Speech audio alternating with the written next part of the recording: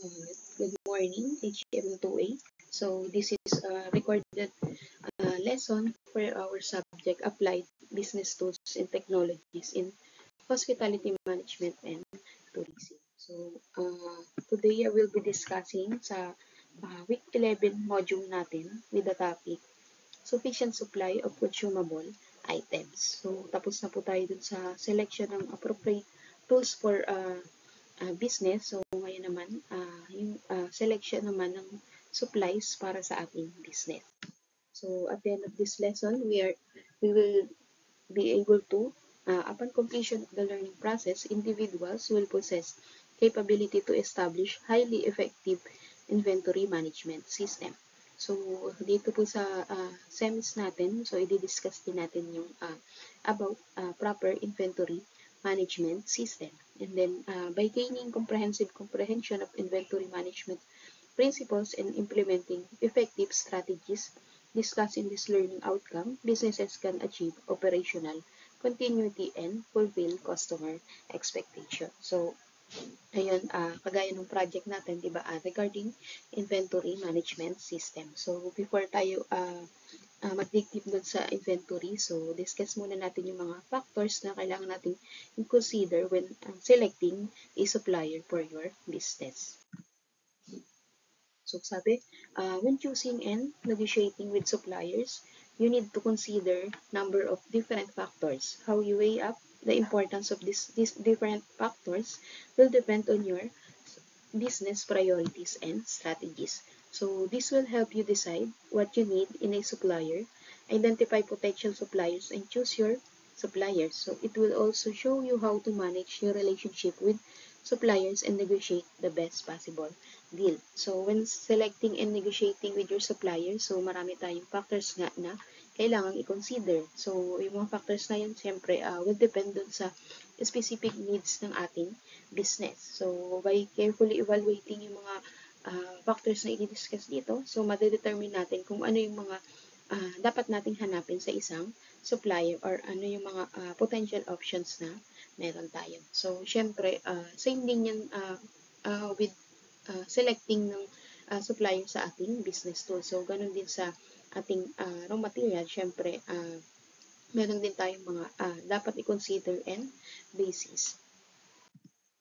So, una, sabi, what you should look for in a supplier. So, there are a number of key characteristics that you should look for when identifying and shortlisting possible suppliers. So, syempre, una, the quality and reliability. So, bakit kaya kailangan isa ito sa hanapin natin sa ating mga potential suppliers. So, the quality of your supplies needs to be consistent.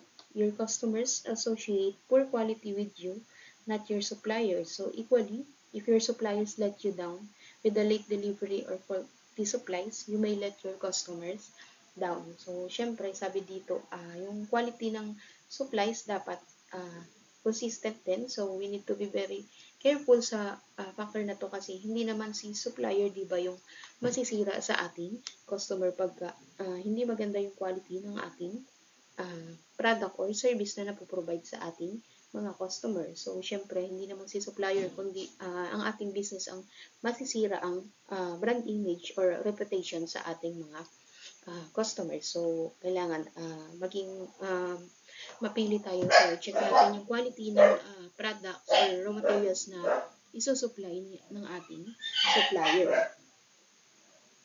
So, syempre, pag hindi rin reliable si supplier, so, possible na, for example, it can lead to late deliveries ng supplies or kaya maling item yung na-deliver sa atin. So, syempre, maapektuhan din yung business operation natin doon. So, worse, it can lead to customer disappointment nga. So, syempre, wala namang business na gustong mangyari ito. So, dapat check natin, always check yung quality ng supplies na i-provide sa atin yung supplier. So, yun, importante na we selected the supplier that provides good quality products and, syempre, reliable din.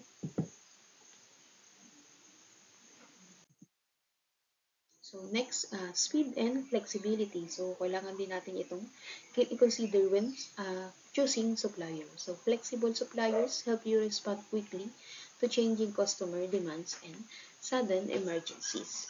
So ayan, pag flexible si supplier, syempre mas madali ring makakapag-adapt sa mga situation or sa changing demands ng customer si business. So for example, sa pag-handle or ng mga unexpected or sudden emergencies na pwedeng ma-encounter ng ating business. So, for example, biglang naubos ang stocks natin. So, flexible enough ba si supplier natin para ma-accommodate yung mga emergency orders natin. So, dapat ganun ka-flexible si supplier na napili natin.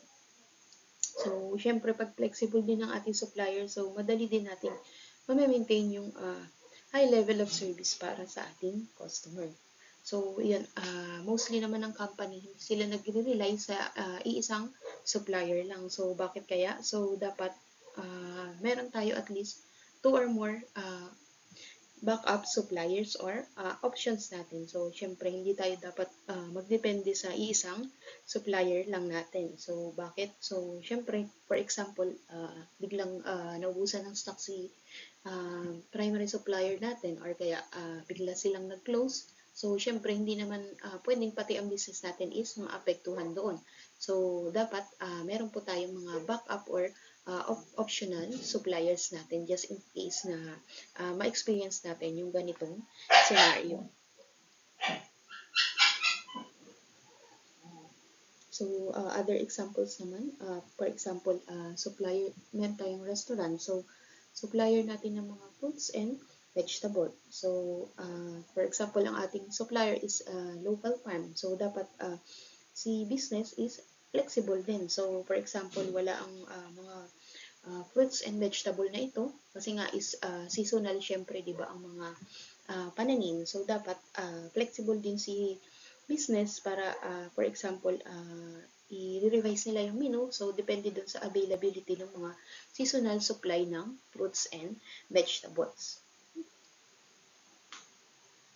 Next. So next, value for money. So the lowest price is not always the best value for money. If you want reliability and quality from your suppliers, you have to decide how much you're willing to pay for your supplies and the balance you want to strike between cost, reliability, quality, and service. So, ayan, when it comes to purchasing ng supplies sa ating para sa ating business. So, hindi ibig sabihin na laging yung lowest price ang ating best option. So, siyempre, kailangan din natin i-check yung value for money. So, ayun, madalas, so, lowest price nga yan. So, baka mamaya i-check natin, okay ba yung quality? So, maganda ba ang quality na isusupply ng supplier na to? Reliable ba sila? So, yun yung mga dapat nating i-consider din, di ba? Hindi lang yung price ng isusupply nila. So, yun. In order to ensure yung best value for money yan, sabi, check natin yung cost, reliability, and quality ni supplier. So, yun. Mas maigi na yung tama lang yung price, di ba? Hindi sobrang mura or mahal. Kung in the long run, mas makakasave naman tayo ng money and time and maiiwasan nga yung mga hassle na pwedeng i-cost nitong ni supplier.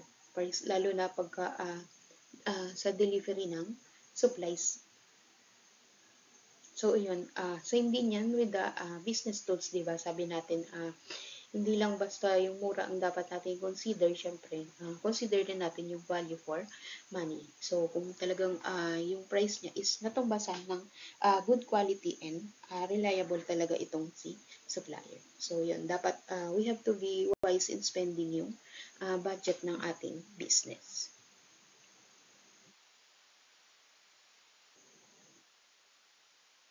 So, next. So, strong service and clear communication.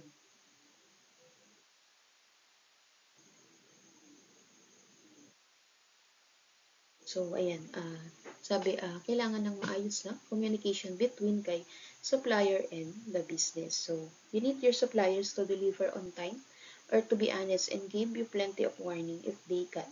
The best suppliers will want to talk with you regularly to find out what needs you have now and how they can serve you better in the future. So, syempre, kailangan ng maayos, clear communication between kay suppliers and the business. So, dapat si supplier, capable siya mag-deliver on time ng supplies. And syempre, if ever na magkaroon ng delay sa delivery or any uh, challenge, so dapat honest sila na and transparent para i-update si business. Syempre, pagka may expected na delivery si business ngayon and then hindi nag-update, nag-inform si supplier na magkakaroon ng delay sa delivery, syempre, affected po doon yung operation ng kanilang business. So, dapat ahead of time nag-update si supplier or regularly. So, dapat transparent. So, para syempre, alam ni business kung paano sila magagawa ng paraan kung ano man yung delay and makapag-adjust yung kanilang daily operation.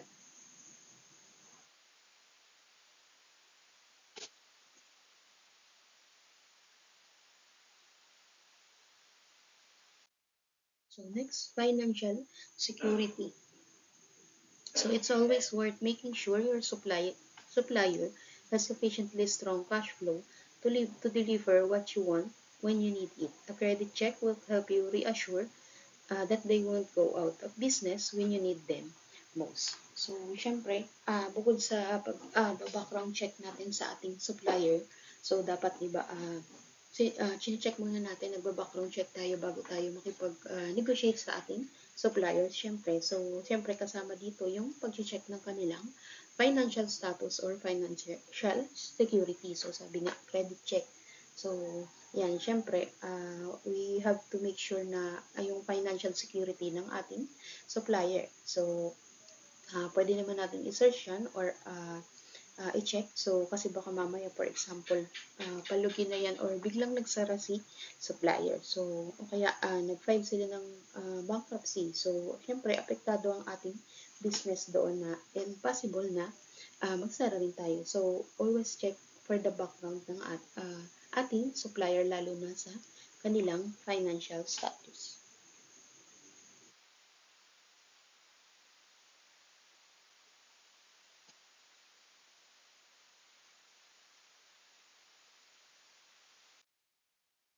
Finding a potential supplier. So, you can find suppliers through a variety of channels. It's best to build up a short list of possible suppliers through a combination of sources to give you a broader base to choose from.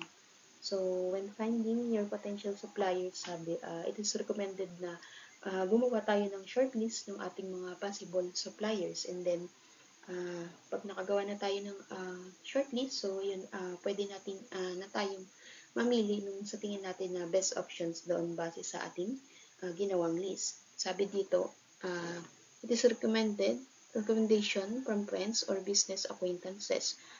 So, at least, syempre, kampante tayo na trustworthy or reliable itong supplier because it is recommended of someone we trust or yung mga other business owner na nakatry na ng service sa supplier na ito. So, pwede rin through exhibitions, sabi dyan. So, yan, mostly ng mga businesses, lalo na yung mga service provider para sa mga events, for example, catering, yung mga catering, photographer, so yung mga ganun. So, ma-attend sila ng mga exhibitions or mga industry events. For example, yung mga events kagaya sa World Trade or SMX Convention. So, doon, pag umattend sila, so, pwede silang makakita ng mga possible suppliers nila na nag-participate din doon sa mismong event.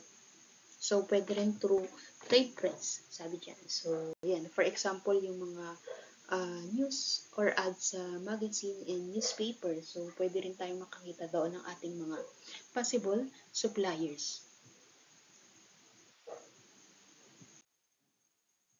So, drawing up a short list of suppliers. So, once you have got a clear idea of what you need to buy and you have identified some potential suppliers, you can build a short list of sources that meet your needs.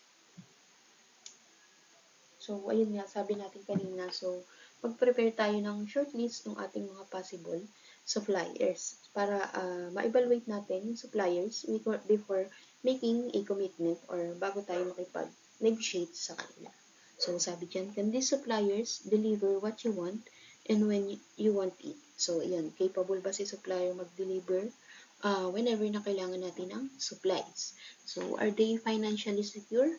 So, yun, na-background check ba natin kung yung financial status or financial security ng ating supplier? So, how long have they been established?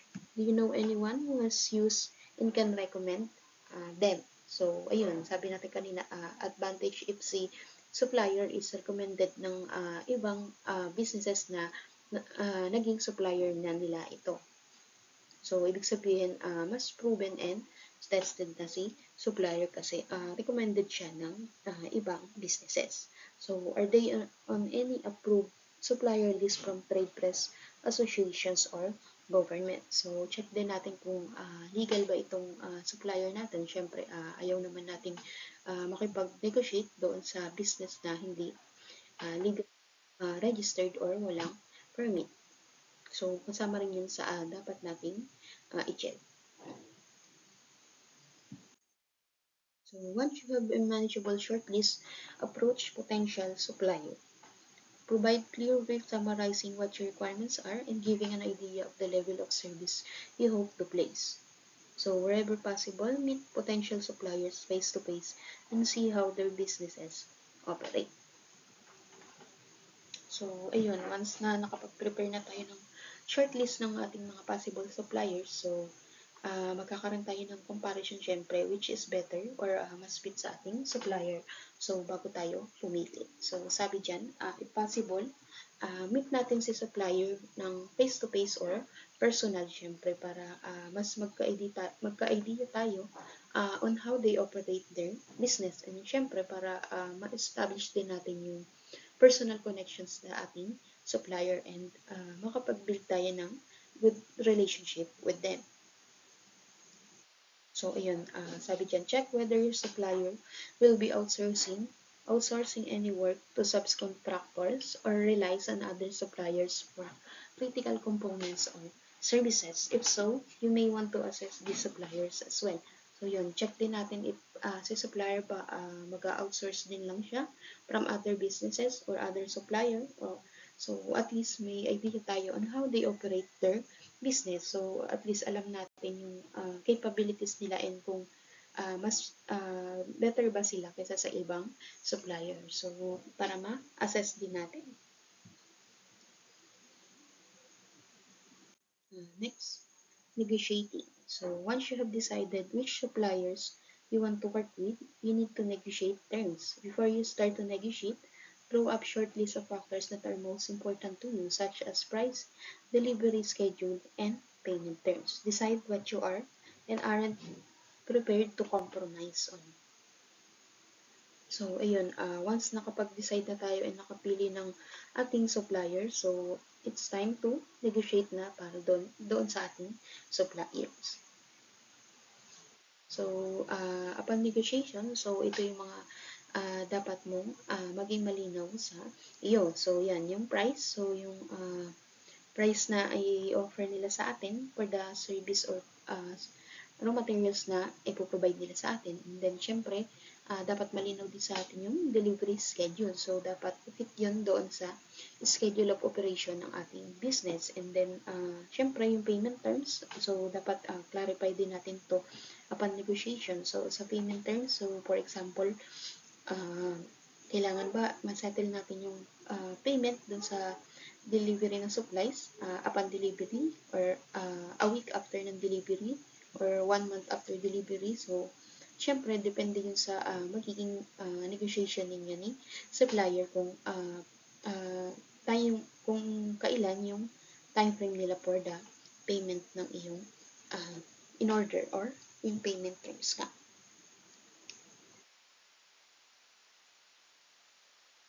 So, ayun, para ma-assess din natin kung kaya ba natin ma-settle yung payment doon sa ating supplier on time. base doon sa agreed payment terms ninyo ni supplier. Next po. So, service level agreement or SLA.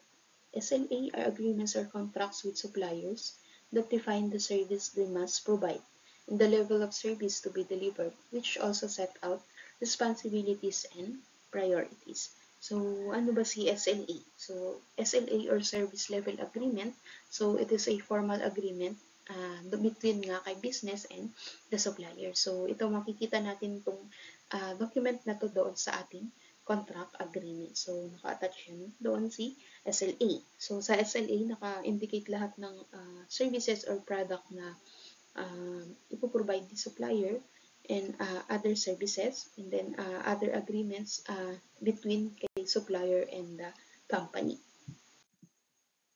So, ito yung typically na makikita raw natin sa SLA. So, the service being provided ni supplier, standard of service, timetable for delivery or the scheduling delivery ni supplier kay business, respective responsibilities of supplier and customers. So, syempre, both parties merong responsibilities yan. So, naka-indicate din yan doon sa SLA or sa legal agreement nila. So, provision for legal and regulatory compliance, service monitoring and reporting mechanisms, payment terms, so na-discuss na kanina, confidentiality and non-disclosure provisions, and syempre, yung mga termination conditions. So, syempre, merong mga factors kung paano matuterminate yung ng mas maaga yung kontrata. For example, merong hindi na-meet or nagawa si business na naka-indicate dun sa kanilang contract. So, syempre, merong mga grounds for termination din ng contract. So, next. So, if suppliers fail to meet agreed level of service, SLA usually provide for compensation, commonly in the form of rebates on service charges. When drawing up your SLA with your supplier, highlight the most critical components of the deal so you can apply the strictest penalties to this. So, sabi dito, if si supplier, for example, nag-fail to meet yung agreed level of service ninyo dun sa kontrata, so, usually, nag-provide sila ng rebates sa service charge or ayun nga sabi dito, compensation para kay business. Siyempre, para ma-cover yung hindi nila na-provide na service, for example. So, in some cases, kailangan din natin mag-adjust dun sa standard agreement ninyo. If hindi talaga fit sa business natin yung quality of service na pinoprovide ng supplier, syempre, kailangan na natin maghanap ng alternative supplier natin. So, sabi dyan, in some cases, you may need to accept supplier's standard SLA. If the SLA does not guarantee the service or quality you require, you may need to look for alternative suppliers or make contingency plan to deal with any problem. So, ayun, syempre, at the end of the day, business pa rin to. So, syempre, hindi naman pwedeng mag-settle tayo sa supplier na sa tingin natin is hindi naman napoprovide yung kailangan nating service or quality of the product. So, pag gano'n na, so, hanap na tayo ng ibang supplier.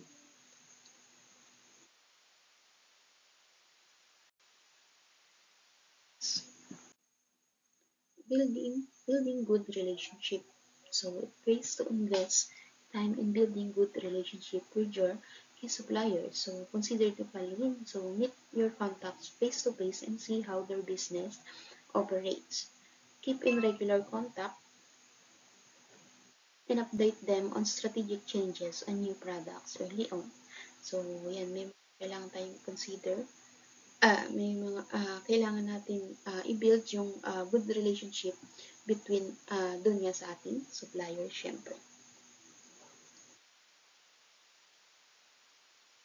So, yan sabi, meet natin sila ng face-to-face or personal regularly para syempre mapag-usapan niyo yung mga updates or regarding doon sa negotiation ninyo.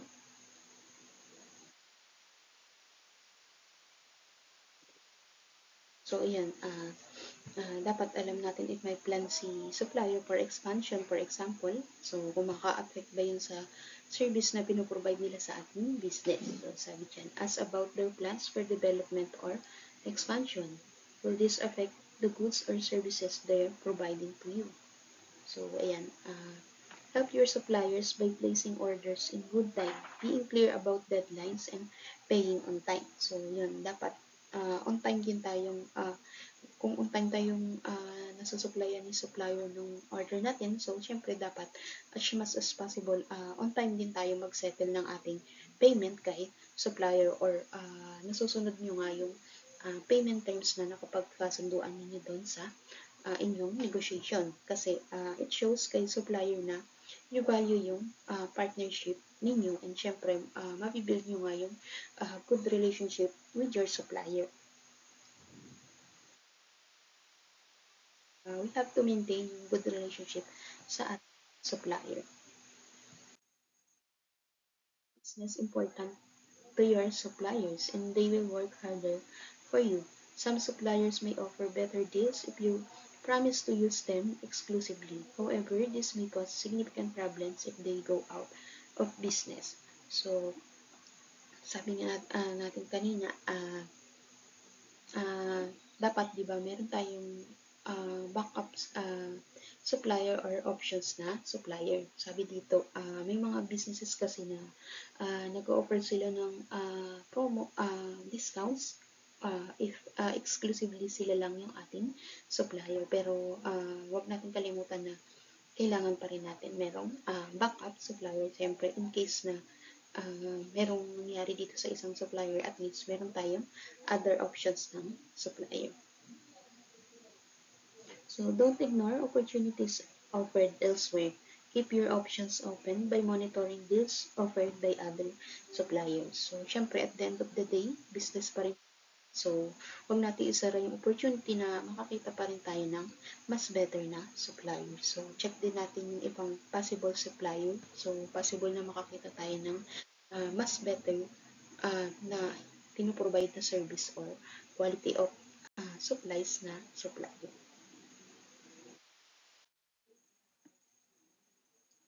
So, next, ending contracts. So, there are many reasons for terminating a contract with supplier. So, they might consistently fail to provide you with services or goods that meet your requirements, or you may find a cheaper or more reliable suppliers elsewhere. So, first, check the contract to see whether there are penalties for terminating deal early. Ideally, when drawing up contract, you will have agreed with an exit clause that minimizes what you have to pay. Otherwise, penalties may mean you are effectively locked in with that supplier. So, yun. Ano ba yung mga possible reasons bakit mag-e-end tayo ng contract kay supplier or kaya naman hindi na natin i-renew yung ating kontrakta. So, syempre, isa sa reason is possible na hindi na tayo satisfied doon sa service na napoprovide ni supplier sa atin. So, syempre, bakit pa tayo mag-renew ng contract? Syempre, maghahanap na tayo ng mas better na supplier. So, possible din na nakakita ka ng ibang mas better supplier. For example, mas mura, mas maganda na yung quality ng supply and the service. So, pwede rin maging reason yan to end the contract or hindi na tayo mag-renew. So, iyan, sabi dito, bago tayo mag-sign ng kontrata with our supplier, so dapat aware tayo doon sa mga naka-indicate doon na terms and conditions. So, usually naman sa contract is kailangan talaga natin tapusin yung time frame ng contract kasi mostly may penalties yun pag nag-end tayo ng contract ng mas maaga doon sa agreement ninyo ni supplier. So, check natin yun before signing ng contract. So next, to avoid such problems, you should think about possible pitfalls of ending contract early at the negotiation stage.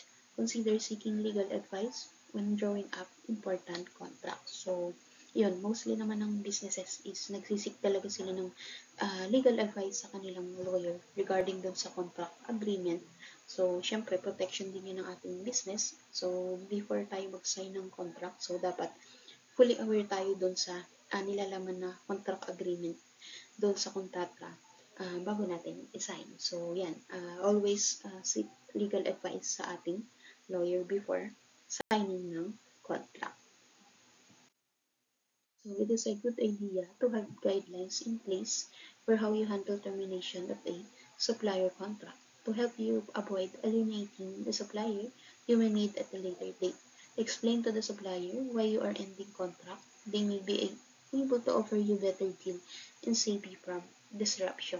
So, by lowering the price or raising the quality of goods or services they provide. So, iyan, syempre, be professional din naman. So, before ending ng contract, inform din naman natin si suppliers na hindi na tayo mag-renew ng kontrata sa kanila. So, explain natin yung mga reasons natin bakit hindi natin i-renew yung contract. So, syempre, si supplier, business din yan. So, syempre, ayaw niya namang mabawasan yung kanyang client. So, possible na pwede silang mag-offer ng additional perks or mas i-lower nila yung price or kaya mag-improve yung kanilang service pagka nalaman nila na hindi na tayo magre-renew ng contract. So, ayan, dapat inform din natin si supplier if we have plan na hindi na nga mag-renew ng contract. So, ayan, pero kung hindi man sila mag-offer ng deal or i-lower yung price, so siguro time na talaga para magpalit tayo ng mas better na supplier para sa ating business. So, these are the references po ng ating week 11 module.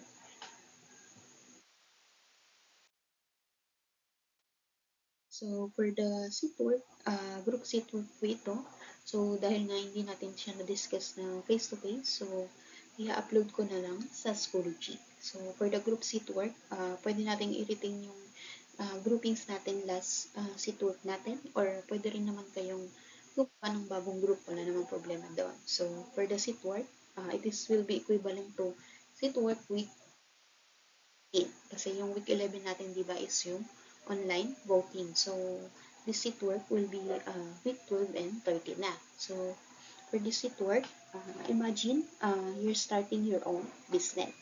So, syempre, pag nag-start ka ng business, so, kailangan mo ng business tools. Kailangan mo maghanap ng iyong suppliers and so on. So, lahat ng kailangan for starting up a business is kailangan, syempre, tayo. So, this will be the format.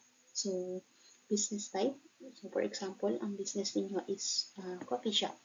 So, ano ba ang nature of business nun? So, food and beverage. So, uh, business tools na kailangan natin for the coffee shop.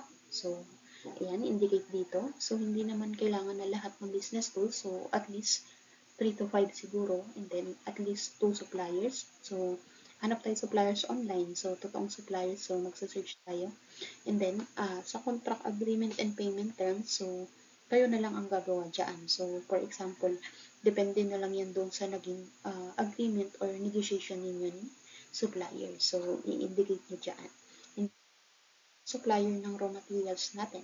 So, hanap tayo supplier. So, sa coffee shop, ano ba ang raw materials nun? So, syempre, yung coffee beans, milk, so, lahat ng mga raw materials. And then, yan, hahanapan nyo ng supplier. And then, contract agreement. For example, ang naging agreement ninyo, 1-year service agreement with options for. So, 1 year ang kanilang contract dito kay supplier. So, depende naman sa inyo po yan. So, for example, 30 days after delivery, kailangan business yung payment kay. So, depende rin yan sa inyong magiging negotiation. So, for the packaging, so yan, hahanapan din ng supplier. So, at least 2 to 3 lang para hindi na masyadong marami. And then, ano ba yung mga supplies na packaging from the supplier. So, for example, yung cup, straw for the coffee shop. So, ano ba yung magiging contract agreement and payment terms ninyo ni supplier. So, ayan. So, for the seat work, group seat work po siya, pero dapat lahat ng members is mag-upload, magsasubmit sa Schoology ng copy ng kanilang group seatwork, syempre para lahat po ng group ang seatwork. So, ayan, kung may question po dito regarding sa seatwork, pwede namang mag-PM sa group chat natin or ako directly. So, kung meron kayong mga clarifications or questions dito sa ating seatwork. So, assignment, uploaded na rin sa Schoology. So, yan, RG.